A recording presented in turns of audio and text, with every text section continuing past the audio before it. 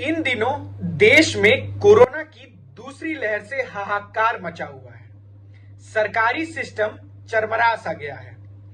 Bed, oxygen, injection और vaccine से देश के कई राज्य बड़ी बुरी तरह से जूझ रहे हैं। इसी बीच सरकार के प्रमुख सलाहकार ने कोरोना की तीसरी लहर यानी थर्ड वेव के बारे में आगाह कर दिया है।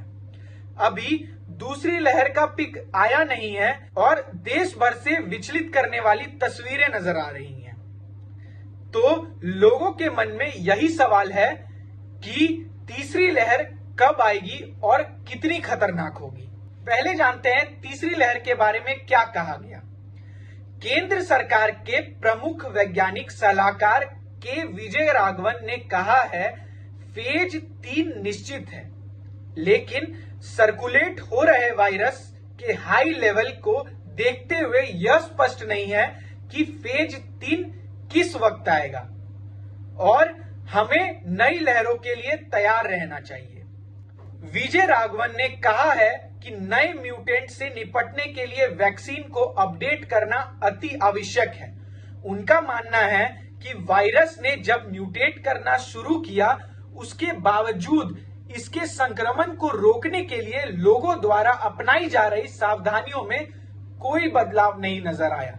वैज्ञानिक एवं औद्योगिक अनुसंधान परिषद CSIR के director general doctor Shekhar Mande ने Rajiv Gandhi centre of biotechnology RGCB द्वारा आयोजित एक डिजिटल कार्यक्रम के दौरान कहा है कि कोविड-19 महामारी की तीसरी लहर से इनकार नहीं किया जा सकता।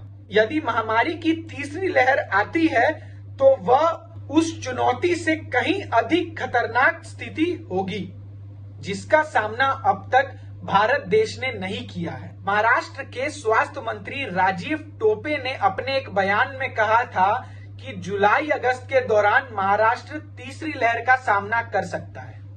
देश के सबसे ज्यादा कोरोना प्रभावित राज्य महाराष्ट्र के मुख्यमंत्री उद्धव ठाकरे ने पिछले साल नवंबर में ही अपने फेसबुक पोस्ट पे चेतावनी दी थी कि यह दूसरी और तीसरी लहर सुनामी की तरह खतरनाक है।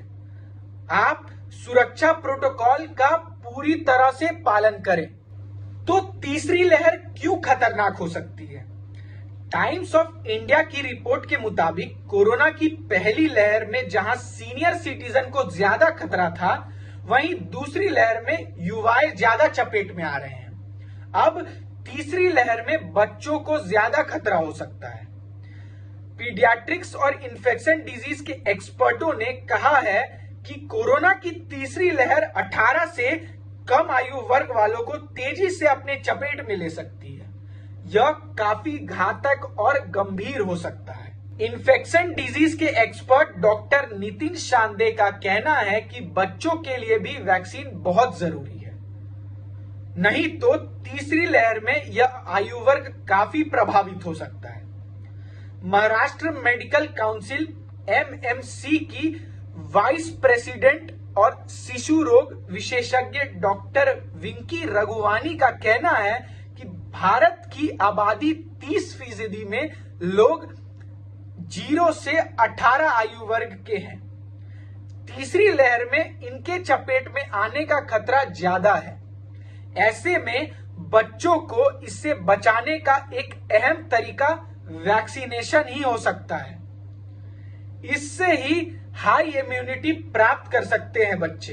इकोनॉमिक टाइम्स की खबर में वायरोलॉजिस्ट डॉक्टर V रवि ने चेतावनी देते हुए कहा है कि कोरोना की तीसरी लहर बच्चों को व्यापक स्तर पर प्रभावित कर सकती है। केंद्र और राज्य सरकार सभी से अनुरोध है कि इसकी कमर को जल्द से जल्द कसा जाए ताकि अक्टूबर-दिसंबर में इस परिस्थिति को हम भारतवासी संभाल पाएं। सुप्रीम कोर्ट ने गुरुवार को सुनवाई के दौरान कोरोना की तीसरी लहर पर चिंता जाहिर करते हुए केंद्र सरकार से बच्चों के वैक्सीनेशन के बारे में भी सोचने को कहा था।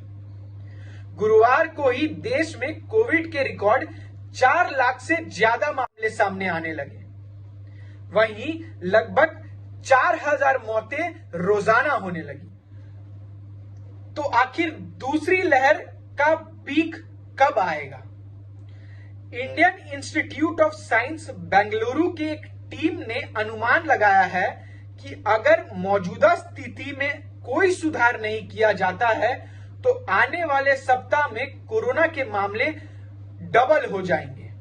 Indian institute of science Bengaluru की टीम ने एक मैथमेटिकल मॉडल का प्रयोग करते हुए यह अनुमान लगाया है कि अगर हालत में कोई सुधार नहीं आता है तो 11 जून तक मरने वालों की संख्या 4,40,000 तक हो सकती है। आईआईटी कानपुर के वैज्ञानिक मनिंद्र अग्रवाल ने अपनी नई रिसर्च के मुताबिक बताया है कि एक्टिव केसों के लिए पीक की टाइमिंग 14 से 18 मई तक हो सकती है। पीक के दौरान एक्टिव केस 38 से 48 लाख तक हो सकते हैं और नए केस 3,40,000 से 4,40,000 तक हो सकते हैं, जो कि अभी मौजूदा आज की अगर हम बात की जाए तो वह 9 मई है और अभी हम देख सकते हैं कि 4 लाख से ज्यादा केस आने लगे हैं। CSIR के centre for cellular and molecular biology के डायरेक्टर डॉक्टर राकेश मिश्रा कहते हैं, कोविड के मामले में हुआ यह है कि कुछ वेरिएंट ज्यादा ही खतरनाक हो गए हैं और ज्यादा संक्रमित कर रहे हैं।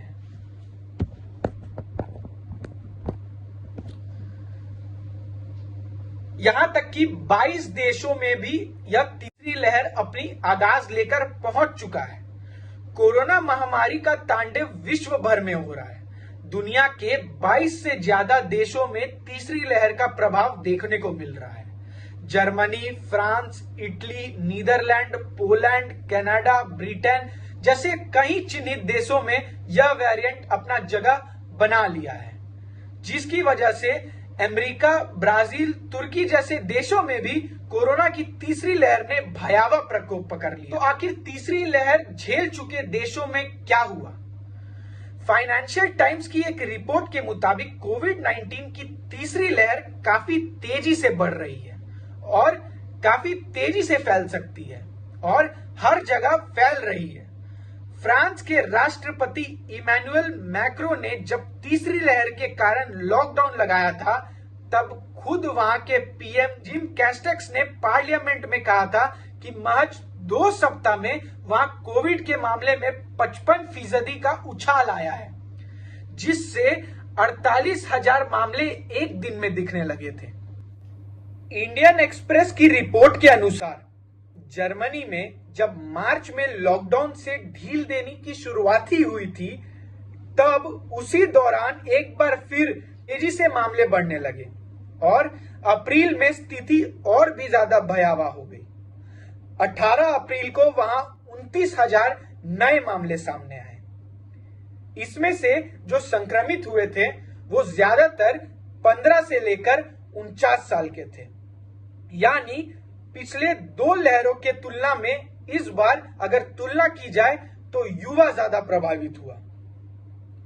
तो इसीलिए इसी के साथ आप भी अपना ध्यान रखें, आप भी घर पर सुरक्षित रहें।